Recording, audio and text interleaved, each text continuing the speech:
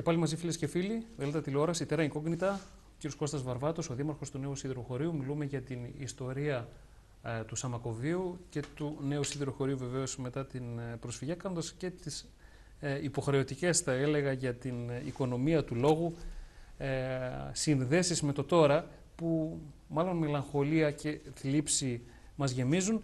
Να δούμε και τις φωτογραφίες, είπαμε, για τους Σεϊμένιδες και τους Πιτεράδες. Έχουν κρατηθεί έθιμα, νομίζω, σημαντικά. Ναι, και το αναβιώνουμε και σήμερα, την Πιτεροδευτέρα, όπως λέμε, δηλαδή την Δευτέρα της Τυρινής. Δίνονται Σεϊμένιδες. Σεϊμένιδες είναι ένα άλλο σκίτσο που υπάρχει λίγο παρακάτω, που ήταν εκεί. Οι Σεϊμένιδες ήταν φουστανελοφόροι νέοι. Σεϊμένις θα πει φρουρός, Σεϊμέν στα τουρκικά.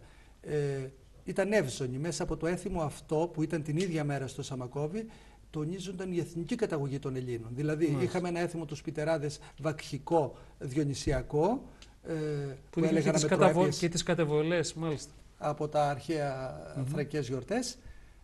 Και τώρα που μιλάμε για αμητροέπειες, κάποια στιγμή σε μια, δεν θυμάμαι, εκπομπή, είχα δει τις γυναίκες του χωριού να λένε πράγματα και θάματα, κύριε Δήμαρχε. Είχε έρθει τότε ο Φερεντίνος, νομίζω, και ήταν εισχωρεμένοι οι Καλλιόπιοι Μάντι. Μάλιστα. Που έλεγε πολύ σπουδαία. Τι είχε ακουστεί τότε. Ναι, αυτό όμως δεν έχει αναβιώσει, δεν ξέρω, είναι λίγο... Αυτά τα λένε σε κλειστό κύκλο, δεν μπορούν...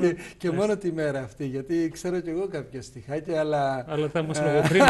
Τώρα, ανοίγουμε παρένθεση. Εδώ κάποια στιγμή βγήκε η Δόμνα Σαμίου και θυμάστε τι περιπέτεια είχε, αναφέροντας τέτοια στιχάκια από την παράδοσή μας, που είναι κομμάτι της παράδοσης. Μπορεί να μας πειράζει λίγο αυτό και να λίγο κάποιους σενότυβους ενοχλεί, αλλά είναι κομμάτι της παράδοσης.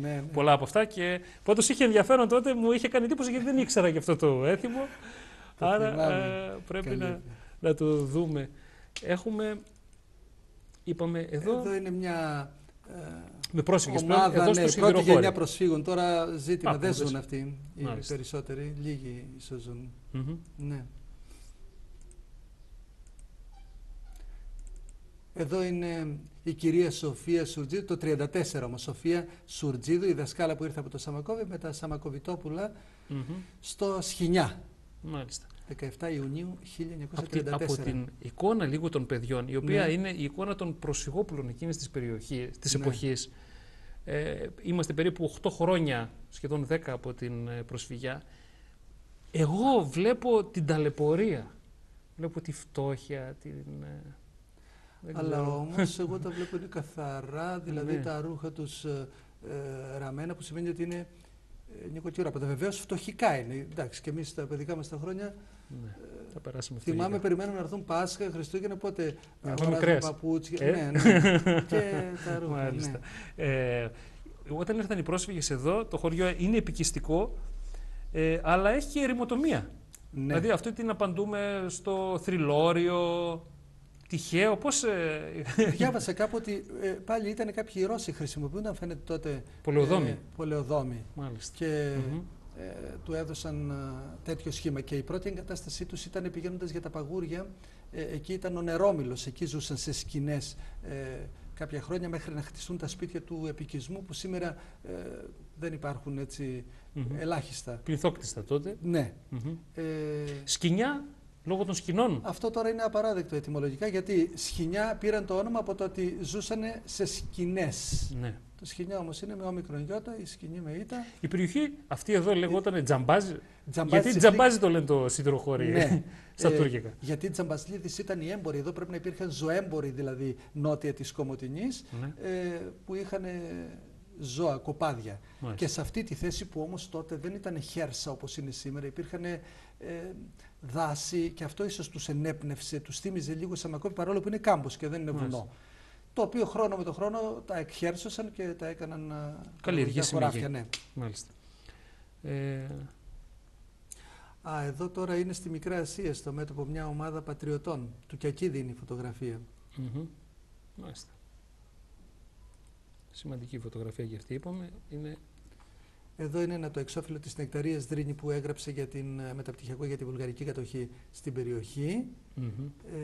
Τους ήξερα τα ονόματα. Πάντως, μιλούμε για τα νεότερα χρόνια. Θυμάμαι και τη Λύρα τώρα με τον του Γανίτη είναι εκείνη και Γανίτης. Θρακιώτικη λύρα. Παίζει κανένας τέτοια λύρα στο χωριό? Όχι, έπαιζε ο Γιώργης ο Γκόρης. Θα δούμε παρακάτω που εκδώσαμε και ένα CD τώρα τελευταία. Μάλιστα.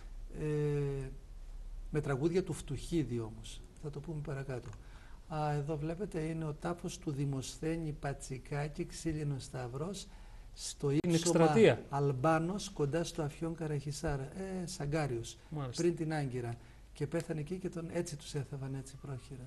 Πάλι καλά που τους έθαβαν. Και αυτά τα ονόματα τώρα, Πατσικάκης το έγραψα μαζί με τα 15 ονόματα, μπαίνοντας στο σιδηροχώρι δεξιά ένα μνημείο, έτσι για να τους θυμόμαστε, γιατί θυμάμαι αυτά τα ονόματα, είχαμε ένα μνημείο που οι Βούλγαροι το ξύλωσαν. Στην παλιά μας κοινότητα, που είναι τώρα το ιατρείο, υπήρχε ένα μνημείο που είχε ονόματα. Μάλιστα. Δεν υπάρχουν και το ξύλωσαν οι Βούλγαροι. Ναι. Μάλιστα. Και για να τους θυμόμαστε. Αυτός είναι ο πρώτος Έλληνας στρατιώτης που μπήκε στο Σαμακόβι το 1920. Μάλιστα. Ήτανε Κιακίδης κι αυτός, Θεόφιλος, πρώτος ξάδερφος του Θοδωράκη του Κιακίδη. Μάλιστα. Υπηρετούσε στο στρατό και... Ναι, και ήταν γιατρός νομίζω. Μάλιστα. Εδώ είναι στην Κομοτηνή, 2 γιατροί υπήρχαν, Κιακίδηδες. Ο καθιστός είναι ένας άλλος γιατρός, Γιάννης Καπίστρας, πήγε στο Νέο Σκοπό Σέρων, πατριώτες μας δηλαδή. Οι άλλοι 2 είναι Θόδωρος Κιακίδης και Δημήτριος Κιακίδης. Κιακίδης, Κύρκος είναι μεγάλα σόγια από ό,τι φαίνεται. Ναι. Παρότι Κύρκο δεν έχετε στο χωριό πλέον, Όχι. Κιακίδη έχετε? Ούτε Κιακίδη. Μάλιστα. Δηλαδή μιλούμε τόση ώρα για ονόματα. Τζεβελεκίδες. Έχουμε Τζεβελέκη, όπως η Πρόξενος που είπαμε στην Αδριανούπολη, που είναι τώρα η Βούλα η Τζεβελέκη. Είπαμε αυτός είναι ο ξενοκράτης, μάλιστα, και είπαμε ότι είδαμε και την στολή. Και εδώ έχουμε νεότερες φωτογραφίες. Η φωτογραφία αυτή είναι το 38. Αυτός που παίζει λύρα τώρα είναι ο Γκόρης ο Γιώργης. Μάλιστα. Με δίπλα δεν ξέρω ποιος παίζει λαούτο. Είναι ένα αυτοσχέδιο γλέντι. Υποθέτω ότι ο Σίμωνας Καράς στην εποχή εκείνη ερχόταν και κατέγραφε, όχι όμως με μικρόφωνα. Ο Σίμωνας Καράς κατέγραφε με βυζαντινές νότες τα τραγούδια που άκουγε. Και μάλιστα υπάρχει ίδρυμα Σίμωνος Καρά. Αυτή τη φωτογραφία τώρα τη βάλαμε εμείς εξώφυλλο σε ένα CD που έχουμε εκδώσει με τη βοήθεια της ΤΕΔ Ροδόπης, που είναι τραγούδια όμως του Δημήτρη Φτουχίδη. Ο Δημήτρης Φτουχίδης ήταν ένας τραγουδιστής, ψάλτης που ζούσε στην Φιλαδέλφια της Αθήνας. Μάλιστα. Τον ηχογράφησε όμως η Μέλπο Μερλιέ το 1930 με λύρα, 42 σαμακοβίτικα τραγούδια. Τα είχε το Κέντρο Μικρασιατικών Σπουδών. Μας κόστισε 15.000 ευρώ η έκδοση αυτών των τραγουδιών. Ξέρουμε όμως ότι είναι αυθεντικά τραγούδια πρώτης γενιάς. Μάλιστα. Από πού μπορεί να προμηθευτεί κάποιος αυτό το CD? Φαντάζομαι ότι έχει στο Δήμο κάποιος. Ναι, σε εμάς. Η γλώσσα των τραγουδιών είναι η θρακιώτικη ελληνική. Ναι, θρακιώτικα. Αυτή είναι. Ναι. Όχι όμως σαν τα ευρύτικα, δηλαδή ξεχωρίζουν τα θρακιώτικα, έχουν μια... Μάλιστα. Εδώ είναι η πολυχρόνη Ταρσή, η δωρήτρια του Δημοτικού Σχολείου, όταν Μητροπολίτης ήταν ο Τιμόθεος.